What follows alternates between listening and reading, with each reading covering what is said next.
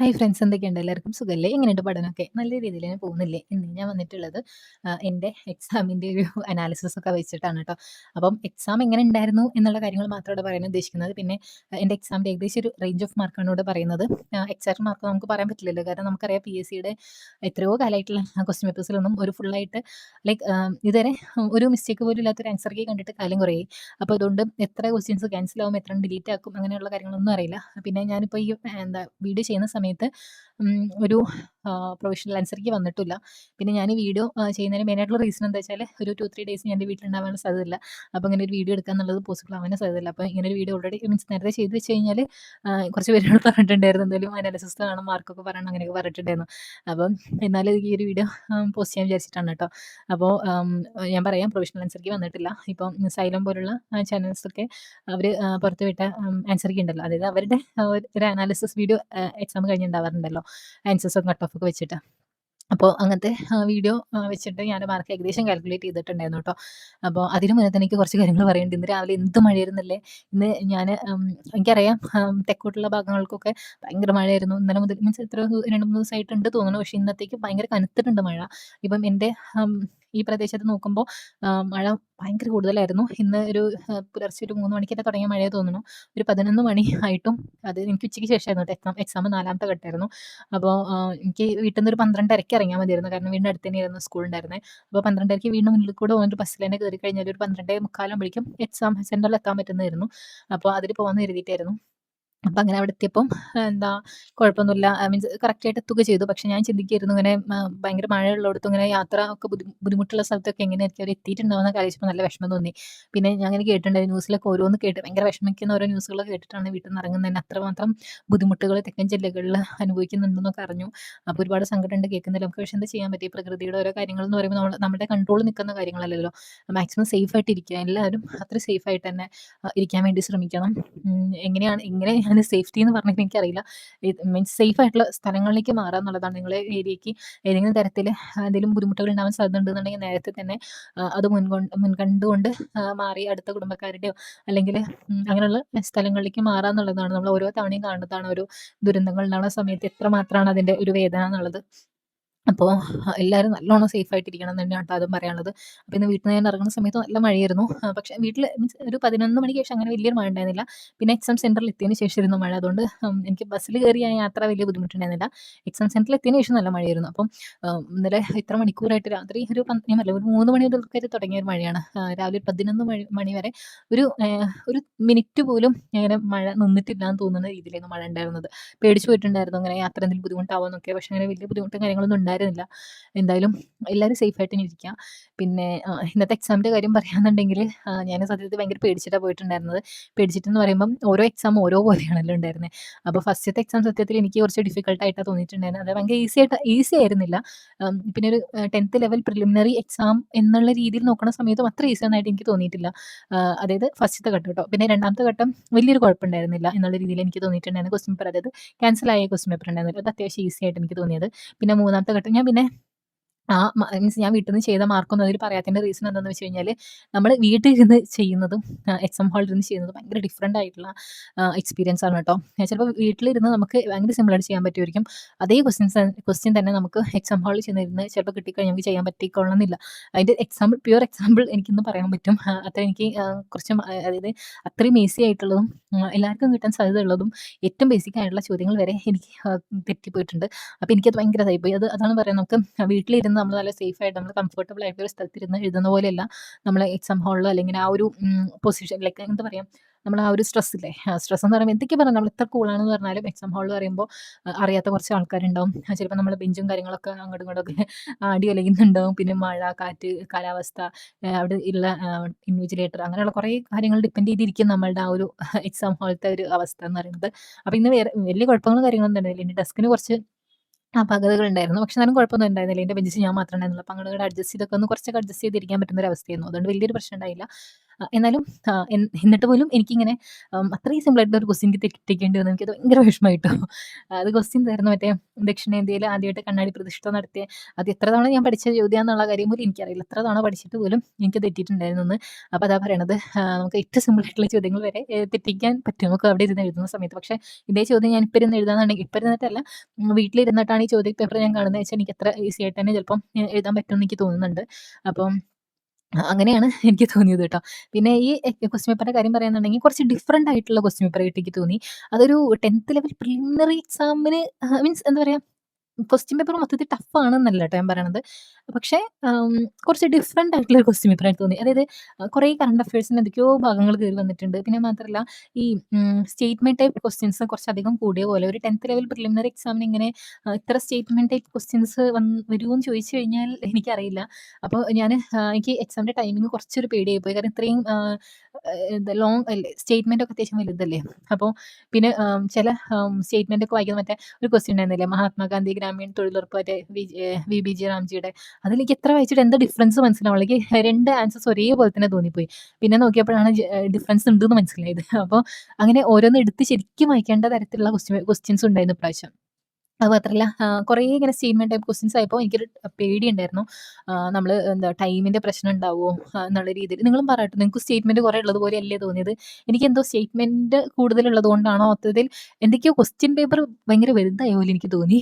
ഒരു എന്താ നമ്മളിപ്പം 10th ലെവൽ പ്രിലിംസിന്റെ ഒക്കെ ഓരോ ക്വസ്റ്റ്യൻസ് ഒക്കെ നമ്മള് മുൻപത്തെ ഇങ്ങനെ ചെയ്ത് നോക്കുമ്പോഴൊന്നും ഇത്ര വലിയ ക്വസ്റ്റ്യൻസ് ആയിരുന്നോന്ന് എനിക്കൊരു ഡൗട്ട് തോന്നുന്നുണ്ട്. പിന്നെ എനിക്ക് കുറച്ച് പുതിയ ക്വസ്റ്റ്യൻസ് ഉള്ള പോലെ തോന്നി. ഒരു എനിക്കറിയില്ല ഇതൊക്കെ മുൻപ് ചോദ്യങ്ങളായിട്ട് വന്നിട്ടുണ്ടായിരുന്നോന്ന് ചോദിച്ചാൽ എനിക്ക് നല്ല ഡൗട്ട് ഉണ്ട്. മറ്റേ ഒരു ശങ്കരാചാര്യരുടെ ഒരു ക്വസ്റ്റ്യൻ ഉണ്ടായിരുന്നില്ലേ? അത് എനിക്ക് പുതിയൊരു ക്വസ്റ്റ്യൻ ആണോ എന്നൊരു ഡൗട്ട് ഉണ്ട്. അതായത് അതില് മൊത്തം 3 സ്റ്റേറ്റ്മെന്റ് ആണല്ലോ ഉള്ളത്. അതിലൊരു സ്റ്റേറ്റ്മെന്റ് എനിക്ക് തീരെ കണ്ടൊരു പരിചയമില്ലാത്തൊരു സ്റ്റേറ്റ്മെന്റ് ആയിപ്പോയി.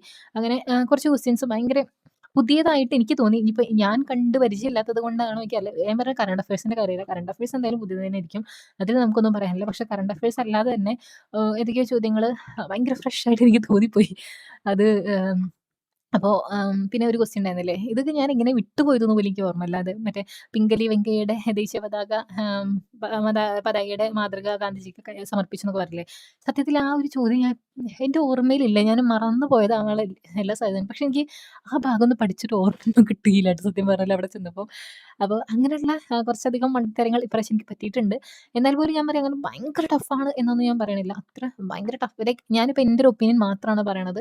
നിങ്ങൾക്ക് ഇതിന്ന് തികച്ചും വ്യത്യസ്തമായിട്ടുള്ള ഒരു ഒപ്പീനിയൻ ഉണ്ടാവും. പിന്നെ നിങ്ങൾ ഇന്റെ ഒരു ഇത് വെച്ചിട്ട് ഒട്ടും കമ്പയർ ചെയ്യാൻ നിൽക്കരുത്. പിന്നെ നിങ്ങൾ നിങ്ങളുടെ വീട്ടിലിരുന്ന് എഴുതിയ എക്സാം വെച്ചിട്ടൊന്നും ആരെയും അങ്ങോട്ടും ഇങ്ങോട്ടും കമ്പയർ ചെയ്യാൻ നിൽക്കണ്ട. പിന്നെ ഇപ്പം മാർക്ക് വളരെ ലോ ആയ ആൾക്കാരോട് പറയാനുള്ള കാര്യം എന്താ വെച്ചാല് അതായത് എനിക്കറിയില്ല എത്രയും കട്ട് ഓഫ് എന്നുള്ള കാര്യങ്ങളൊന്നും പ്രിഡിക്റ്റ് ചെയ്യാൻ ഞാൻ ആരുമല്ല ട്ടോ. നിങ്ങൾ മുൻപത്തെയൊക്കെ എക്സാംസ് ഒക്കെ വെച്ചിട്ട് നിങ്ങൾ ഏകദേശം കട്ട് ഓഫ് ചിന്തിക്കുക എന്നുള്ളതാണ്. പിന്നെ മുൻപത്തെ മീൻസ് കട്ട് ഓഫ് കഴിഞ്ഞ അതേപോലെ തന്നെ ആവും എന്നും പറയാൻ പറ്റില്ല. കാരണം കഴിഞ്ഞ കൊല്ലത്തെ എക്സാമിന്റെ ക്വസ്റ്റ്യൻ പേപ്പറും ഇക്കൊല്ലത്തെ എക്സാമിന്റെ ക്വസ്റ്റ്യൻ പേപ്പർ വെച്ച് കമ്പയർ ചെയ്യുമ്പോൾ നമുക്കത് മനസ്സിലാവും ആ ഒരു ഡിഫറൻസ് ഇല്ലേ. എനിക്ക് തോന്നിയിട്ടുണ്ട് കഴിഞ്ഞ പ്രാവശ്യം കുറച്ചുകൂടി സിമ്പിൾ ആയിട്ടുള്ള ക്വസ്റ്റ്യൻ പേപ്പർ എനിക്ക് തോന്നിയത്. ഇപ്രാവശ്യം അത്ര സിമ്പിൾ അല്ല എന്നാണ് എനിക്ക് ഫീൽ ചെയ്യുന്നത്. അപ്പം ഞാൻ എന്താ കഴിഞ്ഞ പ്രാവശ്യത്തെ അതേ കട്ട് ഓഫ് ഇപ്രാവശ്യം വരും എന്നൊന്നും പറയാൻ പറ്റില്ല. പിന്നെ ആൾക്കാർ എത്ര പേര് എഴുതി എന്നുള്ള കാര്യങ്ങളൊക്കെ ഡിപ്പെൻഡ് ചെയ്തിരിക്കും. അപ്പം നമുക്ക് കഴിഞ്ഞ കൊല്ലത്തെ അതേ കട്ട് ഓഫ് തന്നെ ഇപ്രാവശ്യം ഉണ്ടാവും എന്നൊന്നും അങ്ങനെയൊന്നും പറയാൻ പറ്റില്ല എന്നാണ് എനിക്ക് തോന്നുന്നത്. പിന്നെ എല്ലാം നമ്മുടെ കയ്യിലൊന്നും ഇല്ല. നമുക്ക് PSCയുടെ ഓരോരോ ലീലാവിലാസങ്ങൾ നമുക്കൊന്നും പറയാൻ പറ്റില്ലല്ലോ. അപ്പോൾ അങ്ങനെയൊക്കെയാണ് കാര്യങ്ങൾ. എന്തായാലും എനിക്ക് കിട്ടിയൊരു മാർക്ക് എന്ന് പറയണത് ഏകദേശം ഒരു 73 പ്ലസ് ആണ് ഞാൻ നോക്കിയപ്പോൾ കണ്ടത്. എനിക്കതിന് ഒരുപാട് നെഗറ്റീവ്സ് അടിച്ചിട്ടില്ല. പക്ഷേ എന്നാൽ പോലും ഞാൻ ഒട്ടും വിചാരിക്കാത്ത സ്ഥലത്തുനിന്ന് എനിക്ക് നെഗറ്റീവ് വന്നിട്ടുണ്ട്.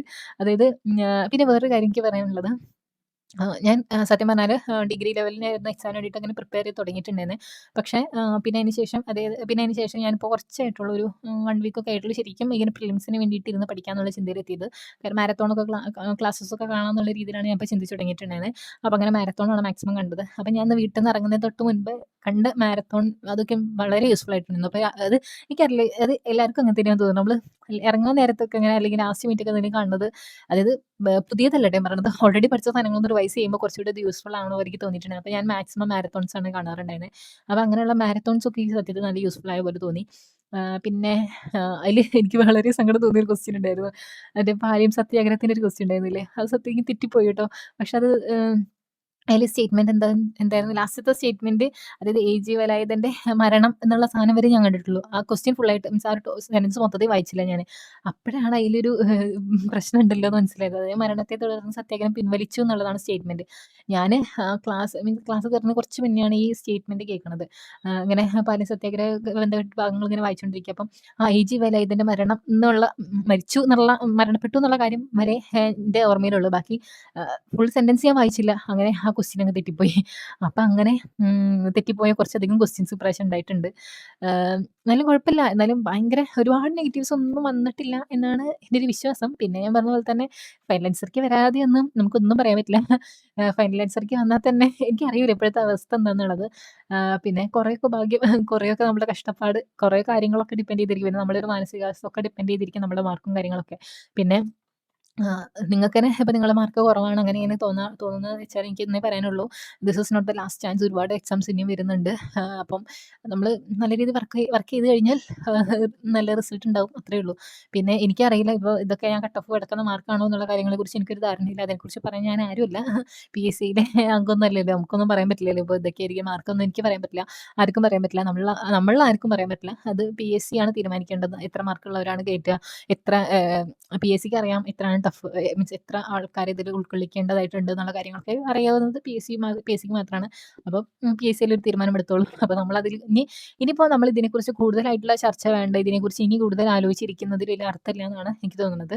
അപ്പോൾ കഴിഞ്ഞത് കഴിഞ്ഞു. ഇനിയിപ്പോൾ എന്തായാലും ഒരു ഘട്ടം കൂടിയായിട്ടുണ്ടാവും തോന്നുന്നു. അപ്പോൾ അതിന് വേണ്ടിയിട്ട് പഠിക്കുന്ന ആൾക്കാർ നല്ലോണം പഠിക്കുക. എക്സാമ് എല്ലാവർക്കും ഈസി ആവട്ടെ എന്ന് വിചാരിക്കണം. അന്നത്തെ ആ ഒരു രണ്ടാമത്തെ ഘട്ടമാണല്ലോ ഇനി വീണ്ടും നടക്കാൻ പോകുന്നത്. അവർക്ക് എന്തായാലും ഇനി വരുന്ന എക്സാം നല്ല രീതിയിൽ തന്നെ എഴുതാൻ സാധിക്കട്ടെ എന്ന് ആത്മാർത്ഥമായിട്ട് ആഗ്രഹിക്കുകയാണ് കേട്ടോ. അപ്പോൾ എല്ലാവരും പഠനം തുടരുക. ഇനി അവസരങ്ങളുണ്ട്.